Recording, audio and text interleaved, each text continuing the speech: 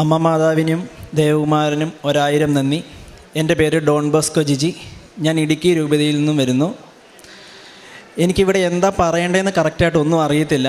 ഞാൻ 2020 ആദ്യമായിട്ട് ഉടമ്പടി എടുക്കുന്നത്. ഈ തവണയും കൂടെ കൂടി 4ാമത്തെ ഉടമ്പടി പുതുക്കാനാണ് ഞാൻ വന്നത്. സത്യസന്ധമായിട്ട് പറഞ്ഞാൽ ഈ 4 ഉടമ്പടിയിലും ആദ്യത്തെ ഉടമ്പടി നല്ലപോലെ ചെയ്തെങ്കിലും ബാക്കിയുള്ള ഉടമ്പടിയെല്ലാം ഞാൻ ഉഴപ്പുമായിരുന്നു. അച്ഛൻ്റെ പ്രസംഗം കേൾക്കുമ്പോഴും എല്ലാം വിഷമം വരുമെങ്കിലും വേറെ ഒന്നും ചെയ്യുന്നില്ല. രാവിലെ ചില ദിവസങ്ങളിൽ ഏൽക്കാൻ പറ്റുകയില്ല. പിന്നെയും ഞാൻ ഒരു ദിവസം കഴിയുമ്പോൾ പിന്നെയും തുടങ്ങും, പിന്നെയും മുടങ്ങിപ്പോവും. ആദ്യമൊന്നും എനിക്ക് നിയോഗങ്ങൾ നോക്കുമ്പോൾ ഒത്തിരി നിയോഗങ്ങളൊന്നും ഇല്ലായിരുന്നു. എനിക്ക് പുറം രാജ്യത്തോട്ട് പഠിക്കാൻ പോകണമെന്നായിരുന്നു ആഗ്രഹം 2020 വരുന്ന സമയത്ത്. അതിനുശേഷം ഡിഗ്രി കഴിഞ്ഞു. ഞാൻ ജർമ്മൻ പഠിക്കാൻ പോകാമെന്ന് തീരുമാനമെടുത്തു.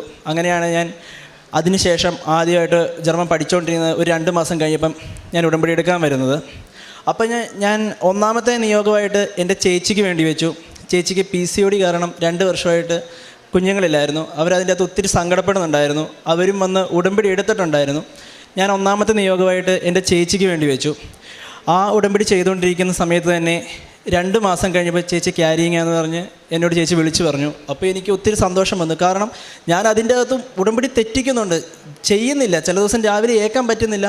അത് കഴിഞ്ഞ് ഞാൻ ഒരു 6 മണി കഴിഞ്ഞ് ചെയ്യാമെന്ന് ഓർക്കും, പക്ഷേ ചെയ്യും, പിന്നെ മുടങ്ങിപ്പോവും. അങ്ങനെയായിരുന്നു എൻ്റെ കാര്യങ്ങൾ. അതുപോലെ തന്നെ ഞാൻ ജർമ്മൻ പഠിക്കാൻ പോയി. ഇപ്പം ഞാൻ ജർമ്മൻ പഠിക്കാൻ പോയിട്ട് വെറും 8 മാസം ആകുന്നേ ഉള്ളൂ.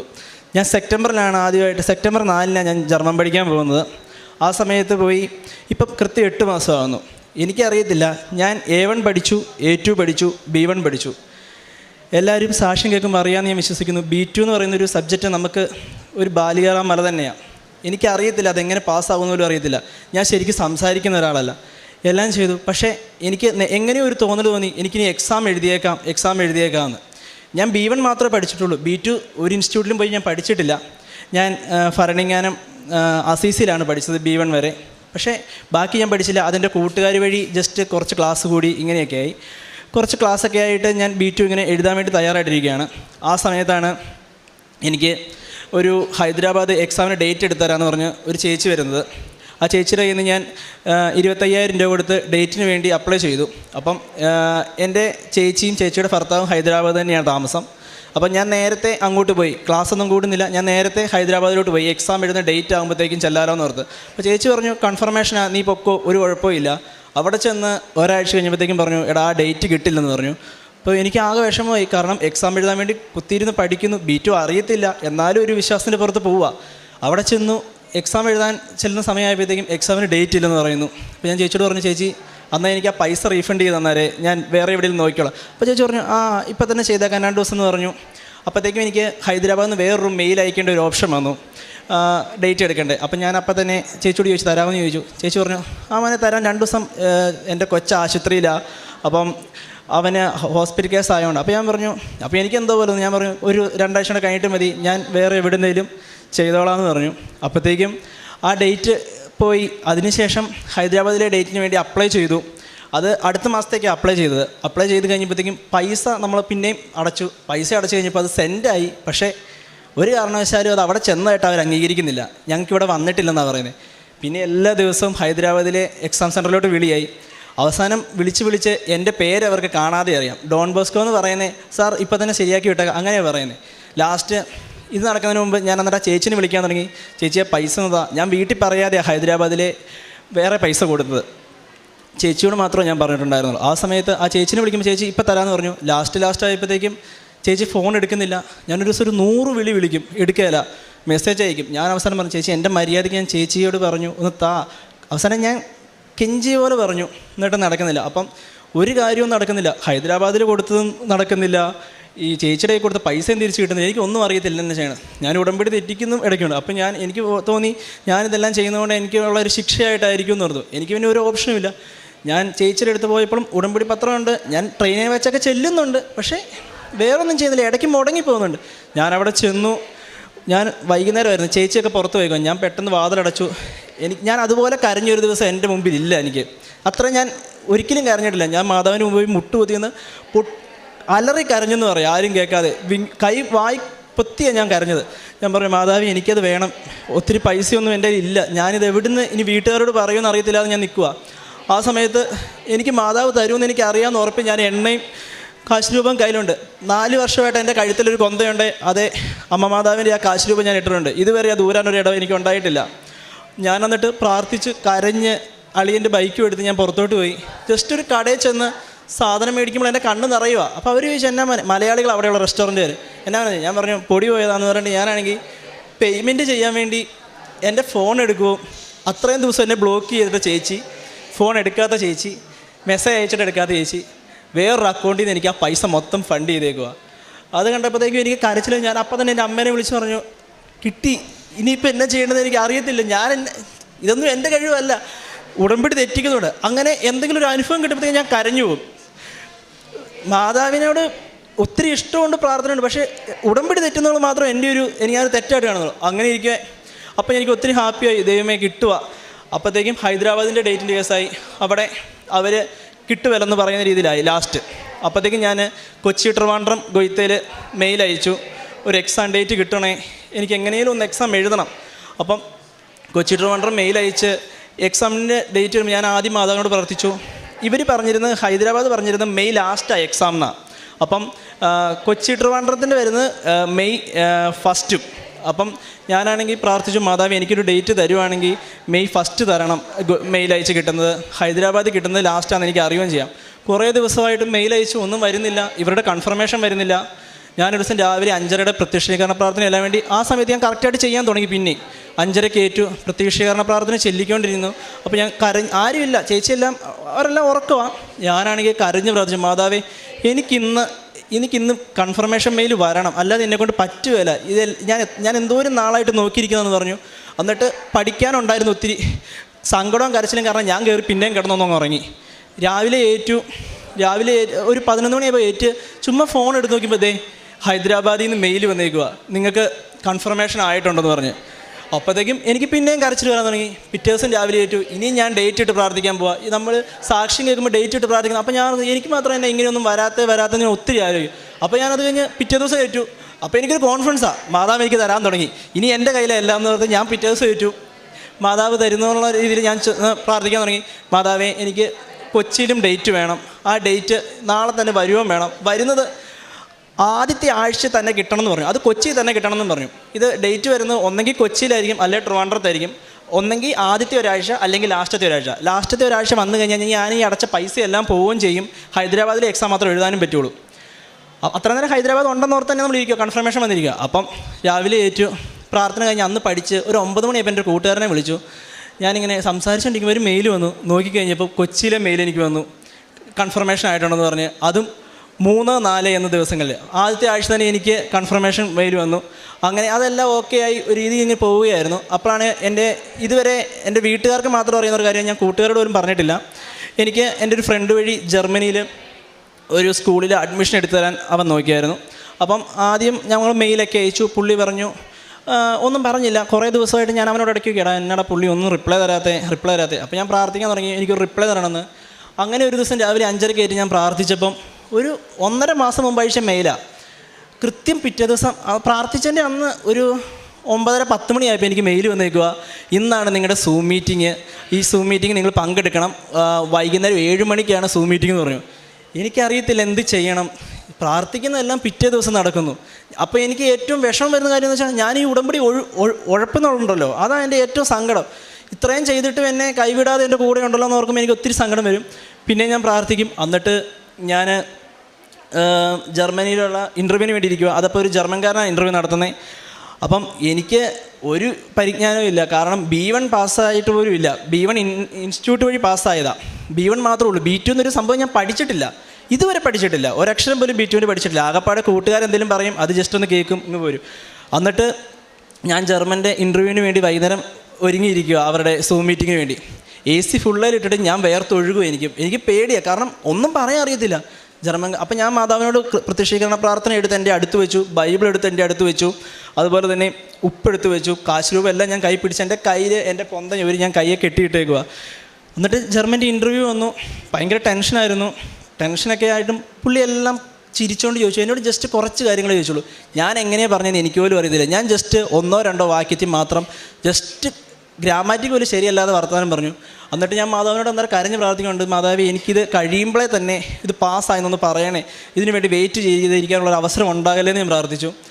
അന്ന് തന്നെ ആ സൂം മീറ്റിംഗ് കഴിയുമ്പോൾ തന്നെ പുള്ളി പറഞ്ഞു നിങ്ങൾ സെലക്ട് ആയിട്ടുണ്ടെന്ന്. അത് കേട്ടപ്പോഴത്തേക്ക് എനിക്ക് അറിയത്തില്ല, ഞാനിതെല്ലാം അപ്പം അമ്മേനെ വിളിച്ച് അല്ലെങ്കിൽ അച്ചാച്ചനെ വിളിച്ച് പറയും. അപ്പം അച്ചാച്ചനാണെങ്കിലും പണ്ട് തൊട്ട് അതിനെ ചെറുപ്പത്തിൽ തൊട്ട് ഒരു മാതാവിൻ്റെ ഫോട്ടോ കണ്ടാലും ഒന്ന് കുമ്പിടാതെയോ എവിടെ പോയാലും ഒരു മാതാവിനെ കാണുമ്പോൾ ഒരു എത്രയും തളമാതെ ചെല്ലിക്കാതെ സമ്മതിക്കാനായിരുന്നു. അതുകൊണ്ട് തന്നെയായിരിക്കും എനിക്ക് മാതാവിനോട് ഒത്തിരി ഇഷ്ടമുണ്ട്. അങ്ങനെ അതെല്ലാം ഓക്കെ ആയി എല്ലാ സമാധാനത്തിലിരിക്കുമ്പോഴാണ് ലാസ്റ്റ് സമയത്ത് പ്രതിസന്ധികളും വരുമെന്ന് പറയുന്നത് ശരിയാണ്. ഹൈദരാബാദിൻ്റെ മെയിൽ വന്നു, നിങ്ങൾക്ക് കൺഫർമേഷനാണ്, എല്ലാം വന്നു. ഒരു ദിവസം ഉച്ചയ്ക്ക് നോക്കിയപ്പോൾ എനിക്ക് മെയിൽ വന്നേക്കുക, ഹൈദരാബാദിൽ നിന്നുള്ളത് നിങ്ങൾക്ക് ക്യാൻസലായിപ്പോയി. അപ്പോൾ ഞാൻ അവരെ വിളിച്ചു, എന്തുകൊണ്ടാണ് ക്യാൻസലായി? അപ്പോൾ അവർ പറഞ്ഞു നമ്മൾ ബാങ്ക് ട്രാൻസ്ഫർ ചെയ്തപ്പോൾ ഒന്ന് ചെക്ക് ചെയ്തായിരുന്നു ഞങ്ങൾ, അത് അവിടെ പൈസ ചെന്നോ എന്നുള്ള രീതിയിൽ. അപ്പോൾ അവിടെ അവർക്ക് ചെല്ലുന്നത് ഒന്നെങ്കിൽ റീഫണ്ട് ആക്കണം അല്ലെങ്കിൽ പൈസ അവിടെ ചെക്ക് ചെയ്യണം. അപ്പോൾ അവർക്കത് കിട്ടിയത് റീഫണ്ട് എന്നുള്ളൊരു ഓപ്ഷനായിട്ടാണ്. അപ്പോൾ അവർ റീഫണ്ട് ചെയ്യാൻ റെഡിയായി, അതുകൊണ്ട് നിങ്ങൾക്ക് ഇനി കിട്ടുമെന്ന് പറഞ്ഞു.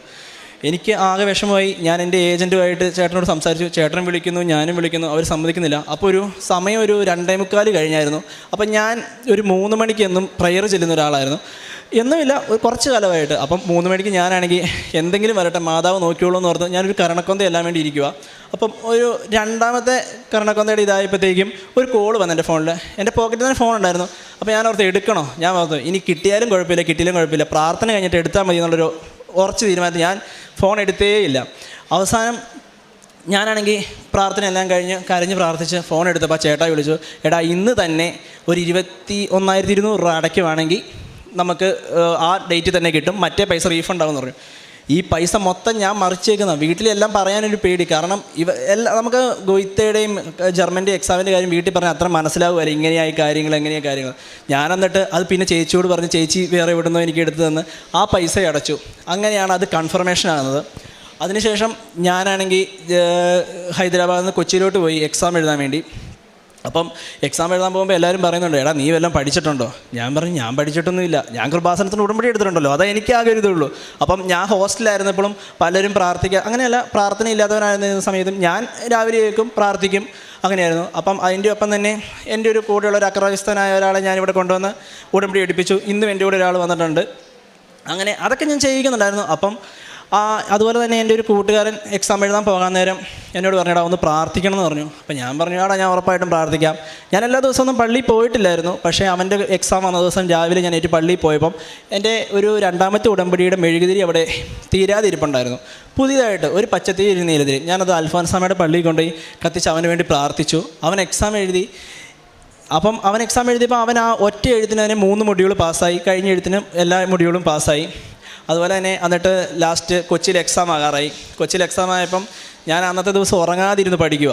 എനിക്ക് കരച്ചിൽ വരുന്നുണ്ട്, കാരണം ഒന്നും തീരുന്നില്ല, പഠിച്ചതെല്ലാം മറന്നു പോവുക. എന്തോരം പഠിച്ചിട്ട് മറന്നു പോയിക്കൊണ്ടിരിക്കുക. 1 മിനിറ്റ് പുസ്തകം വായിച്ചിട്ട് അപ്പുറത്തോട്ട് ചെല്ലുമ്പോൾ അപ്പുറത്ത് മറന്നു പോവുക. അവസാനം ഞാനാണെങ്കിൽ രാത്രി 2 മണി സമയത്ത് ഞാൻ കയറി കിടന്നു. 3 മണിയായപ്പോൾ ഏറ്റു. 3 മണിക്ക് ഞാൻ, കാരണം ഉച്ച കഴിഞ്ഞാൽ എക്സാം ഗൊയ്ത്തയുടെ വരുന്നത് എനിക്കുണ്ടായിരുന്നു. അപ്പോൾ 3 മണിക്ക് ആ പ്രയർ ചെല്ലാൻ പറ്റില്ലാത്തതുകൊണ്ട് തന്നെ ഞാൻ രാവിലെ 3 മണിക്ക് ഏറ്റു പ്രയർ ചെല്ലിയതിന് ശേഷം പിന്നെയും പഠിക്കാൻ തുടങ്ങി, പള്ളിയിൽ പോയി. അപ്പോൾ ഞാൻ വചനം എടുത്തപ്പം എനിക്ക് ഒത്തിരി ഞാൻ കരഞ്ഞ് ഒരു വചനം എടുത്തു. അപ്പോൾ എനിക്ക് കിട്ടിയ വചനം എന്ന് പറഞ്ഞത് മനുഷ്യർക്ക് അസാധ്യമായത് ദൈവത്തിന് സാധ്യമാണെന്നുള്ളൊരു വചനമായിരുന്നു. അപ്പോഴത്തേക്കും എനിക്ക് ഭയങ്കര സന്തോഷം, കാരണം ജയിച്ചില്ലെങ്കിലും കുഴപ്പമില്ല, ഒരു വചനം നമുക്കിങ്ങനെ നമ്മോട് സംസാരിക്കുന്നുണ്ടല്ലോ. അപ്പം അതിന് മുമ്പ് തൊട്ട് തന്നെ ഞാനും എൻ്റെ അമ്മയും വീട്ടിൽ വചനം എഴുതുന്നുണ്ടായിരുന്നു. അങ്ങനെ വചനം എഴുതിയാണ് ഈ 2 ബുക്ക്. ഞാൻ എക്സാമിന് പോകുന്നതിന് തൊട്ട് മുമ്പ് എൻ്റെ വചന ബുക്കിൽ 900 വചനമായിരുന്നുള്ളൂ. 100 വചനം കൂടെ എഴുതാൻ സമയം ഉണ്ടായിരുന്നു, പക്ഷേ എഴുതാനുണ്ടായിരുന്നു. ഞാൻ പറഞ്ഞു പരീക്ഷയ്ക്ക് തോറ്റാലും കുഴപ്പമില്ല, എനിക്ക് വചനം തീർത്തിട്ട് പോയാൽ മതി എന്ന് പറഞ്ഞ് ഞാൻ ആ 1000 വചനം എഴുതി. അത് കഴിഞ്ഞ് എന്നോട് ഇവിടുത്തെ ബ്രദർ പറഞ്ഞായിരുന്നു ജർമ്മൻ പഠിക്കണമെന്ന് പറഞ്ഞപ്പം ജർമ്മനിയിലുള്ള ബൈബിൾ വായിക്കണം എന്ന് പറഞ്ഞു. പക്ഷേ എനിക്ക് ജർമ്മനിലുള്ള ബൈബിൾ അങ്ങനെ വായിക്കാനുള്ള സമയം കിട്ടുന്നില്ലായിരുന്നു. വേണേ സമയമുണ്ട്, ഞാൻ സമയം എടുക്കുന്നില്ലായിരുന്നു. ലാസ്റ്റ് എനിക്കിങ്ങനെ കാണിച്ചെന്നല്ല എനിക്കൊരു തോന്നി, എന്നാൽ ജർമ്മനുള്ള വചനം എഴുതിയേക്കാമെന്ന് പറഞ്ഞു. അപ്പം ഞാനാണെങ്കിൽ ജർമ്മനിലുള്ള വചനം എഴുതാൻ തുടങ്ങി. അങ്ങനെ ഒരു ദിവസം ഒരു 1/2 മണിക്കൂർ ജർമ്മനിലുള്ള വചനം എഴുതും. അപ്പോൾ എൻ്റെ വചനത്തിൻ്റെ ഇതും അങ്ങ് മാറാൻ തുടങ്ങി. ലാസ്റ്റ് ഞാൻ കൊച്ചിയിലുള്ള എക്സാമിന് പോകുന്നതിന് തൊട്ട് മുമ്പ് എനിക്ക് വീട്ടിൽ നിന്ന് പോയപ്പോൾ ഞാനാണെങ്കിൽ ഇവിടുത്തെ സാക്ഷ്യങ്ങളും അച്ഛൻ്റെ വചനങ്ങളും എല്ലാം കേൾക്കുന്ന സമയത്ത് നമ്മൾ ഞാൻ കേട്ടിട്ടുണ്ട് ഉപ്പ്, എണ്ണ, നമ്മുടെ കാശ് രൂപ, ഇതെല്ലാം ഭയങ്കര അനുഗ്രഹമാണ്. അതെനിക്ക് അറിയുകയും ചെയ്യാം. അപ്പം ഞാൻ എന്നാ ചെയ്യുന്നത് കഴിഞ്ഞാൽ ആരും കാണാതെ ഒരു ചെറിയൊരു തുണിക്കകത്ത് കുറച്ച് ഉപ്പെടുത്ത് ഒരു കിഴി കെട്ടിക്കൊണ്ട് എൻ്റെ പോക്കറ്റിലിട്ടു. അതുപോലെ തന്നെ കുറച്ച് ഉപ്പെടുത്ത് എൻ്റെ പോക്കറ്റിൽ ചുമ്മാ വെതറിയിട്ടു. എന്നിട്ട് എണ്ണ എടുത്ത് ഞാൻ എൻ്റെ നെറ്റിയെ കുരിശ് വരച്ചിട്ടാണ് എക്സാം ഹാളിലോട്ട് പോകുന്നത്. എക്സാം ഹാളിൽ പോയപ്പം രാവിലത്തെ എക്സാം എഴുതിയവരെല്ലാം പാടാന്ന് പറഞ്ഞു. അപ്പോൾ എനിക്ക് പേടിയാകാൻ തുടങ്ങി. ഉച്ച കഴിഞ്ഞാണ് എൻ്റെ എക്സാം. ഞാൻ എക്സാം ഹാളിൽ കയറിയപ്പം എനിക്കറിയാവുന്ന ക്വസ്റ്റ്യൻസാണ്, പക്ഷേ അറിയത്തുമില്ല. എനിക്ക് മൊത്തം മറന്നു പോകുന്നൊരു ഇതുപോലെയായി. ഞാൻ അപ്പം തന്നെ കൃപാസന മാതാവിനെ ഓർത്തിട്ട് ആരും കണ്ടില്ല, എൻ്റെ പോക്കറ്റിൽ കിടന്ന ഉപ്പെടുത്ത് കുറച്ച് ഞാൻ ആ 2 ക്വസ്റ്റ്യൻ പേപ്പറിലും പയ്യെ തൂളി. എന്നിട്ട് ഞാൻ ഒന്ന് കരഞ്ഞ് പ്രാർത്ഥിച്ചിട്ട് എക്സാം എഴുതി. എന്നിട്ട് എക്സാം എല്ലാം എഴുതി പുറത്തിറങ്ങിയപ്പോൾ നമുക്ക് ഒന്നും അറിയത്തില്ല. ഒരു കോൺഫിഡൻസ് ഉണ്ട് എന്നാൽ ഒരു പേടി. അത് കഴിഞ്ഞ് കുറച്ച് ദിവസം മുമ്പ് ഒരു മാസം മുമ്പ് ഒരു ചേട്ടായി വിളിച്ച് പറഞ്ഞു, ഇപ്പം പരീക്ഷ എഴുതുന്നവരെല്ലാം തോക്കുക, കൊച്ചി ഭയങ്കര വിജയശതമാനം കുറവാന്നൊക്കെ പറഞ്ഞപ്പോൾ എനിക്ക് ഭയങ്കരമായിട്ട് സങ്കടമായി. ഞാൻ എൻ്റെ കൂട്ടുകാരന്മാരെല്ലാം വിളിച്ച് പറയുമ്പോൾ അവർ പറഞ്ഞു, എടാ പ്രാർത്ഥിച്ചിട്ടുണ്ടല്ലോ ജയിക്കുമെന്ന് പറഞ്ഞു. അപ്പോൾ എനിക്കും അതേ ഒരു വിശ്വാസമേ ഉള്ളൂ. അപ്പം ഞാൻ എൻ്റെ മാതാവിനോട് ഇവിടെ കൃപാസനത്തിൽ വന്ന് ലാസ്റ്റ് ഉടമ്പടി എടുത്തപ്പോൾ നേർന്നായിരുന്നു, ഇനി ഇവിടെ ഒരു സാക്ഷ്യം പറയാതെ ഞാനൊരു ഉടമ്പടി എടുക്കുകയില്ല. എനിക്കൊരു സാക്ഷ്യം പറയണം, എന്തെങ്കിലും ആയിക്കോട്ടെ, ജർമ്മൻ കിട്ടുന്നതല്ല, ഞാൻ പ്രാർത്ഥിക്കുന്ന ഏതെങ്കിലും ഒരു നിയോഗം എനിക്ക് സാധിച്ചു തന്നെ എനിക്കൊരു സാക്ഷ്യം പറയാനുള്ള അനുഗ്രഹം ഇവിടെ കിട്ടണമെന്ന് ഞാൻ പ്രാർത്ഥിച്ചായിരുന്നു.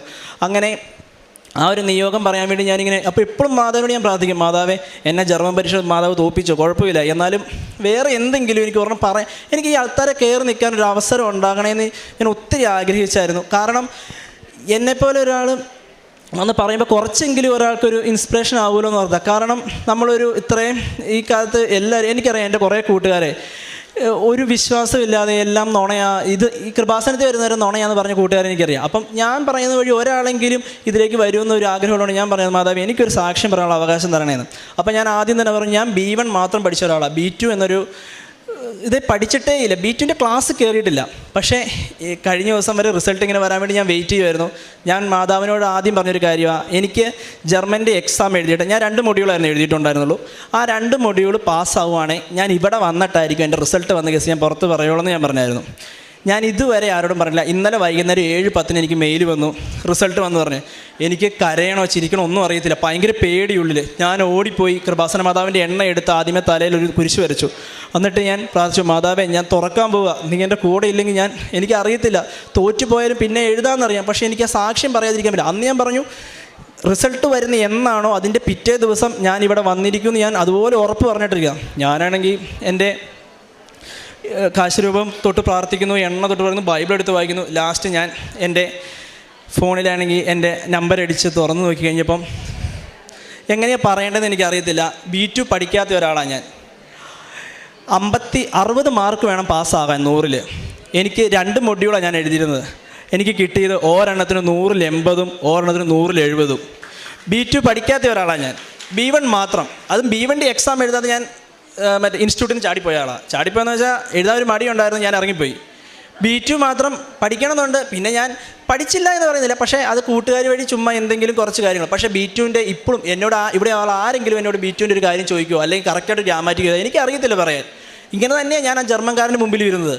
എവിടുന്നോ എനിക്ക് ഓർമ്മ വന്നു പറഞ്ഞു. എന്നിട്ട് ഒന്നും പഠിക്കാതെ പോയി എനിക്ക് B2ൻ്റെ 100-ൽ 80 മാർക്കും 100-ൽ 70 മാർക്കും 8 തവണ എഴുതിയിട്ട് കിട്ടാത്ത ആൾക്കാരെ ഇപ്പോഴും എനിക്കറിയാം. ഇത് തന്നെ. അതുപോലെ തന്നെ ഞാൻ ഇത്രയും നേരം ആലോചിച്ചിട്ടുണ്ട്, നീ ഒരു സാക്ഷ്യം പറയണോ വേണ്ടയോ വേണ്ടത്. കാരണം പലർക്കും അത് എങ്ങനെയായിരിക്കും എടുക്കുന്നതെന്ന് ഞാൻ ആലോചിച്ചു. കാരണം നമ്മുടെ സ്ഥലം ഇടുക്കി തന്നെ ആയതുകൊണ്ട് നമുക്കവിടെ കൂടുതലും കൃഷിയാണ്. അപ്പം കൊറോണ വന്ന സമയത്ത് എനിക്ക് ഈ കൃഷിയൊക്കെ ഇച്ചിരി ഇഷ്ടമായതുകൊണ്ട് ഞാൻ ഇച്ചിരി ഏലക്കൃഷിയൊക്കെ ചെയ്തു. ഒരു 10-300 ഏലം ഞാൻ വച്ചിട്ടുണ്ടായിരുന്നു. അപ്പം അതിൻ്റെ പേരിലൊരു ബൈക്കും എടുത്തു. CC ഉള്ളതുകൊണ്ട് വട്ടത്തിൽ ഇങ്ങനെ വട്ടം കറങ്ങുമായിരുന്നു ഞാൻ. അതുകൊണ്ട് തന്നെ ഞാനിങ്ങനെ ഇതിപ്പോൾ 4ാം വർഷമാണ്. അപ്പം ഈ വർഷമൊക്കെയാണ് ഇച്ചിരൊക്കെ കിട്ടേണ്ടത്, പിന്നെ വിലയുള്ള സമയമാണ്. ഞാനിങ്ങനെ ആലോചിച്ചിരുന്ന സമയത്ത് ഞാൻ ഹൈദരാബാദായിരുന്നു എക്സാമിന് വേണ്ടി പോയേക്കുക. അപ്പം വെള്ളം ഒഴിക്കാൻ സാധിച്ചില്ല. ഈ പ്രാവശ്യത്തെ വെയിൽ എല്ലാവർക്കും അറിയാലോ, എല്ലാ ചെടിയും ഉണങ്ങാൻ തുടങ്ങി. അപ്പോൾ ഞാൻ ഹൈദരാബാദിൽ നിന്ന് വന്നപ്പോൾ അച്ചാച്ച പറഞ്ഞു, ഇനിയിപ്പോൾ ആ ഏലം വെട്ടിക്കളയാനേ ഒരു വഴിയുള്ളൂ, അല്ലാതെ നിനക്കിനി കിട്ടുമെന്ന് എനിക്ക് തോന്നില്ലെന്ന് പറഞ്ഞു. അപ്പോൾ അച്ഛൻ പറഞ്ഞു, എന്നാലും പറഞ്ഞു പഴയ ചിമ്പൊക്കെ പോയിട്ടുള്ളൂ, പുതിയതൊക്കെ നിപ്പുണ്ടെന്നൊക്കെ പറയുമ്പോൾ എനിക്കൊരു വിശ്വാസമുണ്ട്. അപ്പം ഞാനന്ന് അച്ചാച്ചോട് ഉച്ചയ്ക്ക് പറഞ്ഞു, ഏതോ ഒരു ധ്യാനത്തിൽ ഞാൻ കേട്ടൊരു വചനം ഞാൻ പറഞ്ഞു, ഞാൻ പറഞ്ഞല്ലാതെ മഴ പെയ്യില്ല, മഞ്ഞ് വീടില്ല എന്നൊക്കെ ഞാൻ ചുമ്മാ പറഞ്ഞിട്ട് ചിരിച്ച് കളിച്ചില്ലാതെ നടന്നു. എന്നിട്ട് രാത്രി പ്രത്യക്ഷീകരണ പ്രാർത്ഥന ചെല്ലാൻ സമയമായപ്പം ഞാനാണെങ്കിൽ പ്രത്യക്ഷീകരണ പ്രാർത്ഥന ചൊല്ലി. അന്ന് ഒരു നിയോഗം വച്ചില്ല. കാരണം എല്ലാ ദിവസവും ഞാൻ നിയോഗം വെക്കുവാണെങ്കിൽ ഞാൻ ഇവിടെ നമ്മൾ എഴുതിയിട്ട് 5 നിയോഗം പ്രാർത്ഥിക്കുന്ന ആളാണ്. അന്ന് ഞാൻ ഒരു നിയോഗം വെച്ചില്ല. ഞാൻ ആകെപ്പാടെ വെച്ച നിയോഗം, കർത്താവേ ഒരു മഴ പെയ്യണേ, മാതാവേ എനിക്ക് വേണ്ടി മഴ പെയ്യണേ. കാരണം 3-4 വർഷം കഷ്ടപ്പെട്ടുണ്ടാക്കിയതാണ്, പോയി കഴിഞ്ഞാൽ വണ്ടി എടുത്ത് വിൽക്കാനേ പറ്റുള്ളൂ, എല്ലാവർക്കും വേണ്ടിയല്ലേ, ഒരു മഴ പെയ്യണേ എന്ന് പറഞ്ഞ് ഞാൻ ചുമ്മാ അമ്മയുടെ അടുത്തൊക്കെ ഒന്ന് പോയി പുറത്ത് അത്രയും നേരം. അന്ന് ഭയങ്കര വെയിലുള്ളൊരു ദിവസമാണ്. എന്ന് വെച്ച് കഴിഞ്ഞാൽ ആകാശം ഒട്ടും വിരിഞ്ഞിട്ടില്ല, ഫുൾ തെളിഞ്ഞ് കിടക്കുന്നത്. ഞാനത് പറഞ്ഞ് എൻ്റെ വാതിൽ തുറന്ന് അമ്മയോട് ഒരു 5 മിനിറ്റ് വർത്താനം പറഞ്ഞ് പുറത്തോട്ട് ഇറങ്ങി നോക്കിയപ്പോൾ ദേ ഇടി വെട്ടാൻ തുടങ്ങി. അപ്പോഴത്തേക്ക് ഞാൻ അച്ഛനോട് പറഞ്ഞു, അച്ഛാ ഞാൻ പ്രാർത്ഥിച്ചുള്ളൂ, ദേ മഴ പെയ്യാൻ തുടങ്ങിയെന്ന് പറഞ്ഞു. അപ്പോൾ ഞാൻ നിൽക്ക് മഴ പെയ്യട്ടെ എന്ന് പറഞ്ഞു. ഒരു 5 മിനിറ്റ് കഴിഞ്ഞപ്പോഴത്തേക്കും അന്ന് നല്ലൊരു മഴ അങ്ങ് പെയ്തു. എനിക്ക് ഇതിപ്പോൾ ഞാൻ പറയണോ വേണ്ടെന്ന് പലതവണ ആലോചിക്കാൻ, കാരണം പലർക്കും ഇതൊരു യുക്തിക്ക് നിരക്കുമെന്ന് എനിക്ക് അറിയത്തില്ലായിരുന്നു. പക്ഷേ എനിക്ക് കിട്ടിയൊരു സാക്ഷ്യം ഞാൻ എന്തിനാ പറയാതിരിക്കുന്നത്? മാതാവ് നന്നായിട്ട് തന്നെ ഞാൻ വിശ്വസിക്കുന്നത്. കാരണം അത്രയും ദിവസം മഴ പെയ്യാതെ ഉണങ്ങി നിന്ന ദിവസം ഞാൻ വന്ന് പ്രാർത്ഥിച്ചു. എന്നിട്ട് മാതാവിനോട് മഴ തരണമെന്ന് പ്രാർത്ഥിച്ച് അന്ന് തന്നെ ഞാൻ പ്രാർത്ഥന കഴിഞ്ഞ് റൂമിൻ്റെ പുറത്തിറങ്ങിയപ്പോൾ ഇടി വെട്ടാൻ തുടങ്ങി. 2 മിനിറ്റ് കഴിഞ്ഞപ്പോൾ എൻ്റെ ഏലം മൊത്തം, അവിടുത്തെ ഉള്ള പ്രദേശത്തുള്ള ഏലം മൊത്തം നനയുന്ന രീതിയിൽ, പിന്നെ വെള്ളം ഒഴിക്കേണ്ടാത്ത രീതിയിൽ മഴ പെയ്തു. പിന്നെയും വെയിൽ വന്നു. പക്ഷേ ഞാൻ പ്രാർത്ഥിച്ചത് എനിക്ക് ഉത്തരം തല്ലി. ഉടമ്പടി എൻ്റെ ജീവിതത്തിൽ തന്നെ പിന്നെ എനിക്ക് പ്രാർത്ഥനാ ജീവിതത്തിൽ വന്ന മാറ്റം എന്ന് വെച്ചാൽ, ഞാൻ പണ്ടൊക്കെയാണ് ഒരു 1.5 മാസം 2 മാസം കൂടെ കുമ്പസാരിക്കുന്ന ഒരാളായിരുന്നു. ഞാൻ കൃത്യമായിട്ട് ഇപ്പോൾ ചെയ്യുന്ന ഒരു കാര്യം എന്ന് പറഞ്ഞാൽ 2 ആഴ്ച കൂടുമ്പോൾ ഞാൻ കുമ്പസാരിക്കും. അത് എവിടെയാണെങ്കിലും ശരി. ഞാൻ ഹൈദരാബാദ് ആയിരുന്നപ്പോഴും ശരി, എനിക്ക് അറിയത്തില്ലാത്തൊരച്ഛനാണ്. ഞാൻ അച്ഛനെ വിളിച്ച് ചോദിച്ചു, അച്ഛാ എനിക്കൊന്ന് കുമ്പസാരിക്കണം. അച്ഛൻ പറഞ്ഞു രാവിലെ വന്നേക്കാൻ പറഞ്ഞു. ഞാൻ പോയി കുമ്പസാരിച്ചു. എവിടെയാണേലും 2 ആഴ്ച കൂടുമ്പോൾ ഞാൻ കുമ്പസാരിക്കുന്നുണ്ട്. അതുപോലെ തന്നെ പറ്റുന്ന പോലെ എന്നെക്കൊണ്ട് പാവങ്ങളെ ഞാൻ സഹായിക്കുന്നുണ്ട്. അത് വേറെ ആരും കാണിക്കാൻ വേണ്ടില്ല, നമുക്ക് പറ്റുന്ന പോലെ ചെറുതായിട്ട് ചെയ്യുന്നുണ്ട്. പിന്നെ അതുപോലെ തന്നെ ക്രൈസ്തവരായിട്ടുള്ളവരെ ഞാൻ 2-3 പേരെ കൊണ്ടുവന്നിട്ടുണ്ട്. ഇന്ന് തന്നെ എൻ്റെ കൂടെ ഒരു കൊച്ചു വന്നിട്ടുണ്ട്, ഞാൻ കൃപാസനത്തെക്കുറിച്ച് പറഞ്ഞിട്ട്. അങ്ങനെയൊക്കെയാണ് എനിക്ക് ഉടമ്പടി വഴി കുറച്ചും കൂടെ ജീവിതത്തിൽ വളർച്ച നേടാനും മറ്റുള്ളവരിലേക്ക് ഇത് എത്തിക്കാനും പറ്റിയത്. വളരെ വ്യക്തമായിട്ട് സാക്ഷ്യം പറയാനായിട്ട് ഈ മകനെ ദൈവം അനുവദിച്ചു എന്നുള്ളതാണ്. ഒന്നാമത്തെ ഉടമ്പടിയിലേക്ക് കടന്നു വരുവാനായിട്ടൊരു വ്യക്തമായിട്ടൊരു ശീലം ഒരു പക്ഷേ ഈ സാക്ഷ്യത്തിൽ മനസ്സിലാക്കുന്ന അപ്പച്ചനിൽ നിന്നാണ്. അപ്പം ഇപ്പോൾ ഒരു മാതാവിൻ്റെ രൂപം കണ്ടാലും ഒരു എത്രയും ദയുള്ള മാതാവെങ്കിലും ചൊല്ലണം, അല്ലെങ്കിൽ ചൊല്ലി പഠിപ്പിച്ചിട്ടുള്ളൊരു ശീലം എന്തുകൊണ്ടെന്ന് പറഞ്ഞാൽ അച്ഛൻ ഒരു ആരാധനയിൽ ഒരിക്കൽ പറയുന്നുണ്ട്. അതായത് മാതാവുമായിട്ട് നമ്മുടെ ചെറുപ്പ കാലഘട്ടത്തിലോ അല്ലെങ്കിൽ നമ്മുടെ വളർന്ന കാലഘട്ടത്തിലോ ആരെങ്കിലും പറഞ്ഞു തന്നതിന് ശേഷമോ മാതാവുമായിട്ടൊരു അടുപ്പമുള്ളവരെയൊക്കെയും മാതാവ് ഉടമ്പടിയിലേക്ക് ക്ഷണിക്കുന്നതും ആ ക്ഷണനത്തിന് ശേഷം വലിയ സാക്ഷ്യങ്ങൾ പറയാൻ ദൈവപിതാവ് ഇടവരുത്തുന്നതും ഒരുപാട് പേര് ഇവിടെ സാക്ഷ്യത്തിൽ പറയുന്നത്. അപ്പം അങ്ങനെ ഒരു ശീലം ഈ ഒരു വ്യക്തിക്ക് ഉണ്ടായിരുന്നു എന്നുള്ളത് ആ മകൻ തന്നെ സാക്ഷ്യത്തിൽ പറയുന്നുണ്ട്. രണ്ടാമത്തത്, ഉടമ്പടി ജീവിതത്തിൽ പലപ്പോഴായിട്ടും വീഴ്ചകൾ വരുമ്പോഴും ഒരുപാട് വിഷമത്തോടു കൂടിയാണ് അതിനെ കാണുന്നത്. കാരണം ഒരു ചെറുപ്പ കാലഘട്ടത്തിലുണ്ടാകുന്ന കുറേയേറെ സാഹചര്യങ്ങളും മടിയും അലസ്യതയും എല്ലാം ഇതിൻ്റെ ഭാഗമായിട്ടിരിക്കുമ്പോഴും മാതാവുമായിട്ടുള്ളൊരു ബന്ധം, അതിലൊരു വിഷമവും ബുദ്ധിമുട്ടും ഒക്കെ തോന്നി വീണ്ടും പ്രാർത്ഥിച്ച് ഇപ്രാവശ്യം ഉടമ്പടി പുതുക്കുന്ന, ഇപ്പോൾ ഈ ഒരു ലാസ്റ്റ് പുതുക്കിലും ഉടമ്പടി കൃപയോടെ ജീവിക്കണം എന്നുള്ളൊരു വലിയൊരു സാക്ഷ്യം അല്ലെങ്കിൽ വലിയൊരു നിയോഗം വെച്ചിട്ടാണ് ഇവിടെ നിന്ന് പോകുന്നത്. അപ്പം ഏറെ പ്രത്യേകിച്ച് പരീക്ഷ ജയിച്ചതുമായിട്ട് ബന്ധപ്പെട്ടതാണ് സാക്ഷ്യം. ഇപ്പോൾ ഇവിടെ ഒരുപാട് വിദ്യാർത്ഥിനികൾ സാക്ഷ്യം പറയുന്നൊരു മേഖലയാണ്. B2 എക്സാമിനെക്കുറിച്ചും ജർമ്മൻ ലാംഗ്വേജിനെ കുറിച്ചും ഏകദേശം എല്ലാ ദിവസവും ആരെങ്കിലും 1-2 പേരായിട്ട് ഇവിടെ പറഞ്ഞു. അപ്പോൾ അത്രത്തോളം സാക്ഷ്യത്തിൽ ഈ ഒരു കാര്യങ്ങൾ അഡ്രസ്സ് ചെയ്യപ്പെടുന്നുണ്ട്. മാതാവ് വിഷയത്തിൽ ശക്തമായി ഈ ഒരു മേഖലയിൽ ഇടപെടുന്നുണ്ടെന്നുള്ളതിന് ഓരോ ദിവസവും വരുന്നു. അപ്പോൾ ഈ ഒരു സാക്ഷ്യത്തിൽ B1 വരെ പഠിച്ചതിന് ശേഷം പൂർണ്ണമായിട്ടും ദൈവത്തിൽ ആശ്രയിച്ച് ഞാൻ മുന്നോട്ട് പോയി എന്നുള്ളതും ഉടമ്പടിയിലെ സാക്ഷ്യങ്ങളൊക്കെ അനുദിനം കേൾക്കുന്നതിൻ്റെയും അപ്പോൾ അതിനൊക്കെ ഒരു റെഫറൻസ് ഉണ്ടല്ലോ. കാരണം ഇത് കേട്ട് ഇവരുടെയൊക്കെ തന്നെ പ്രായമുള്ള കുട്ടികൾ ഇവിടെ വന്ന് പറയുമ്പം വിശ്വസിക്കാതിരിക്കാനായിട്ട് അല്ലെങ്കിൽ അത്രത്തോളം തുറവില്ലാത്തൊരു ഹൃദയമായിരുന്നു. അപ്പോൾ അതെല്ലാം കേട്ട് മനസ്സിലാക്കി ഉടമ്പടിയുടെ കാര്യങ്ങളൊക്കെ തൻ്റെ സാഹചര്യം അനുസരിച്ച് ക്രമപ്പെടുത്തി. എങ്കിലും ഈ മകൻ്റെ സാക്ഷ്യം പറയുമ്പം മാതാവിൻ്റെ ഒരു മധ്യസ്ഥതയിലെടുക്കുന്ന ഈ ഉടമ്പടിയിൽ ഒരു പക്ഷേ ഒരുപാട് സാക്ഷ്യങ്ങൾ വായിക്കുമ്പോൾ നമുക്ക് മനസ്സിലാകുന്നത് ഒരു പക്ഷേ ഉടമ്പടി എടുത്ത ആൾ ഒരു അത്രയും ഗൗരവമായിട്ട് ഇത് എടുക്കാത്തപ്പോഴും മാതാവ് ഇങ്ങനെ ഒന്ന് പുറകെ നടന്ന ആ വ്യക്തിയെ, പ്രത്യേകിച്ച് ചെറുപ്പക്കാരായിട്ടുള്ള ഒരു സാക്ഷ്യം പറയുമ്പം ഇതുപോലെ ഇതേ രീതിയിൽ ഈ ടൈപ്പിൽ തന്നെ ഒരുപാട് പേരോട് സാക്ഷ്യം പറയാൻ ഇപ്പോൾ ഓർക്കണുണ്ട്. കാരണം ഒരു പക്ഷേ ഇവരിലൂടെ എന്തോ ഒരു ദൈവിക പദ്ധതി അമ്മ ലക്ഷ്യം വെച്ചിട്ടുണ്ടാവാം. അതുകൊണ്ടാണ് ഒരു പക്ഷേ വീണു പോകുമ്പോഴും മാതാവ് ഇങ്ങനെ പുറകെ നടന്ന് ആ കാര്യം വ്യക്തമാക്കി കൊടുത്ത് അതിനാവശ്യമായിട്ടുള്ള അനുഭവം ഇതാണെങ്കിൽ ഇത്. ഇപ്പോൾ ഈ മകൻ്റെ ഒരു ഇൻറ്റൻഷൻ പറയുന്നുണ്ട്, എന്തെങ്കിലും ഒരു കാര്യം നടന്നാലും മതി എനിക്കൊരു സാക്ഷ്യം പറയണം. കാരണം എൻ്റെ സാക്ഷ്യം ഒരു പക്ഷേ എൻ്റെ സുഹൃത്തുക്കളെ തന്നെയും, കാരണം ഈ ഒരു കാലഘട്ടത്തിൽ ഒരു ചെറുപ്പക്കാരുടെ സാക്ഷി എത്രത്തോളം പ്രധാനപ്പെട്ടതാണെന്ന് ഈ മകൻ തന്നെ പറയുന്നുണ്ട്. അപ്പോൾ എൻ്റെ കൂട്ടത്തിലുള്ളവർക്കെങ്കിലും അതൊരു പ്രചോദനമാകുമെങ്കിൽ, അപ്പോൾ സാക്ഷ്യങ്ങൾക്ക് അർത്ഥമുണ്ടെന്നും അതിന് വലിയൊരു പ്രചോദനമുണ്ടെന്നും അതിനൊരു ദൈവത്തിൻ്റെ പദ്ധതി ഉണ്ടെന്നും ആ ഒരു ബോധ്യമൊക്കെ ഉണ്ട്. അപ്പം ദൈവം ഒരാശീർവാദം കൊടുക്കുമ്പം ഒരു പക്ഷേ വീഴ്ചകൾ വരുമ്പോഴും ദ പ്രൈം ഇൻറ്റൻഷൻ എന്ന് പറയുന്നത് എപ്പോഴും പ്യുവറായിട്ടിരിക്കുമ്പം അതാണ് കർത്താവിനെക്കുറിച്ച് കർത്താവ് പറയുന്നത് ഉള്ളുകളെ അറിയുന്ന ദൈവമെന്നാണ് നമ്മുടെ. അപ്പം അതിനെക്കുറിച്ചൊരു ബോധ്യമുണ്ട്. ഏറ്റവും അവസാനം ഉടമ്പടിയിലെ നിബന്ധനകൾ, അതിൽ ഇദ്ദേഹം കൂടുതൽ സ്പെസിഫൈ ചെയ്ത് പറഞ്ഞത് കുമ്പസാരത്തിനെ കുറിച്ചാണ്. കാരണം ഒരുപക്ഷെ വിശുദ്ധ കുമ്പസാരത്തിൻ്റെ ഒരു ശക്തി അത് ഏത് സാഹചര്യത്തിലായിരുന്നാലും ഒരാളെ കണ്ടെത്തി എന്ന് പറഞ്ഞാൽ അത്രയും സമയം ഒരുപക്ഷെ കണ്ടുപിടിച്ച് ഒരുപക്ഷെ അവിടെ നിന്ന് മാറി സമയം കണ്ടെത്തി വിളിച്ച് ചോദിച്ച്, അപ്പോൾ അത്രയും ബുദ്ധിമുട്ട്. അപ്പോൾ ഇങ്ങനെ നടത്തുന്ന ആത്മാർത്ഥമായ ദൈവത്തിന് മുൻപിലെ യാത്രകൾ ദൈവം എങ്ങനെയാണ് കണ്ടില്ലെന്ന് വെക്കുന്നത്? അപ്പോൾ അതിന് വ്യക്തമായിട്ടൊരു അനുഭവം നൽകി. ഏറ്റവും അവസാനം പറഞ്ഞത് യുക്തിക്ക് നിരക്കാത്ത കാര്യം എന്നുള്ളതല്ല. ഇവിടെ സാക്ഷ്യം പറയുമ്പം സ്ഥിരം സാക്ഷ്യം കേൾക്കുന്നവർക്ക് അറിയാം, എല്ലാവരുടെയും സാക്ഷ്യത്തിലെ റെഫറൻസ് ഒന്ന് പ്രകൃതിയിൽ നിന്ന് ലഭിക്കുന്ന അടയാളങ്ങളാണ്. നമ്മൾ 19 സങ്കീർത്തനം പറയുന്നുണ്ട്, ആകാശം അവിടുത്തെ മഹത്വം വിളംബരം ചെയ്യുന്നുള്ളത്. വെളിപാടിൻ്റെ പുസ്തകം 16 പറയുന്നുണ്ട്, പ്രവാചകന്മാർക്ക് മഴ പെയ്യിപ്പിക്കാതിരിക്കുവാനായിട്ട് ആകാശങ്ങളുടെ മേൽ അടയ്ക്കുവാനുള്ള അധികാരം പ്രവാചകന്മാർക്ക് നൽകിയിട്ടുണ്ടെന്നൊക്കെ പറയുന്നുണ്ട്. പ്രവാചകർ അടച്ചതിനെക്കുറിച്ചും ബൈബിൾ പറയുന്നുണ്ട്. അപ്പോൾ നമ്മൾ സൃഷ്ടപ്രകൃതിയുടെ മാതാവിനെയാണ് വിളിച്ചപേക്ഷിക്കുന്നത്. ഇപ്പോൾ ഈ സാക്ഷ്യത്തിനോട് ചേർത്ത് വെക്കാവുന്ന ഒരുപാട് സാക്ഷ്യങ്ങളുണ്ട്. പ്രകൃതി ദൈവം സൃഷ്ടിച്ചതാണെങ്കിൽ മേഘസ്തംഭവും അഗ്നിസ്തംഭവും പ്രകൃതിയിലൂടെ ദൈവം കാണിച്ചു കൊടുത്താണ് ഇസ്രായേൽ ജനത്തെ നയിക്കുന്നത്. അപ്പം ഈ പ്രകൃതിയിലൂടെ തന്നെ ദൈവം കൂടെയുണ്ടെന്ന് അടയാളം തരാനായിട്ട് എത്ര നിസ്സാരമായിട്ടുള്ളൊരു കാര്യമാണ്. അപ്പം ആ ഒരു സാക്ഷ്യവും ഇനിയിപ്പോൾ നമ്മൾ വിശ്വസിച്ചാലും ഇല്ലെങ്കിലും എന്താണെന്ന് പറഞ്ഞാലും മകൻ പറഞ്ഞ പോലെ അവൻ്റെ ജീവിതത്തിൽ വ്യക്തമായിട്ട് ദൈവം കൂടെ ഉണ്ടെന്നുള്ള അനുഭവം ലഭിച്ചു. ഉടമ്പടി ജീവിതത്തിൽ കൃത്യമായിട്ടൊരു ശ്രമത്തോട് മുന്നോട്ട് പോകാനുള്ള ശ്രമമുണ്ട്. പരിശുദ്ധ അമ്മ ഒരു വ്യക്തിയെ നേടാനായിട്ട് ഉടമ്പടി ഉപയോഗിക്കുന്നു എന്ന് മനസ്സിലാക്കുന്ന മറ്റൊരു സാക്ഷ്യം കേൾക്കുവാൻ ദൈവം നമ്മെ ഇടവരുത്തി. നമുക്കെല്ലാവർക്കും കരങ്ങളടിച്ച് ദൈവത്തിൻ്റെ നാമം മഹത്വപ്പെടുത്താം. അത്യപൂർവ ദൈവാനുഭവങ്ങൾ ഇനി നിങ്ങൾക്കും സ്വന്തം. ഈ യൂട്യൂബ് ചാനൽ ഇതുവരെ സബ്സ്ക്രൈബ് ചെയ്തിട്ടില്ലെങ്കിൽ ഇപ്പോൾ തന്നെ സബ്സ്ക്രൈബ് ചെയ്യുക. ഈ വീഡിയോ ഇപ്പോൾ തന്നെ നിങ്ങളുടെ സുഹൃത്തുക്കൾക്ക് ഷെയർ ചെയ്തുകൊണ്ട് കർത്താവിൻ്റെ പ്രേക്ഷിതരാകുക.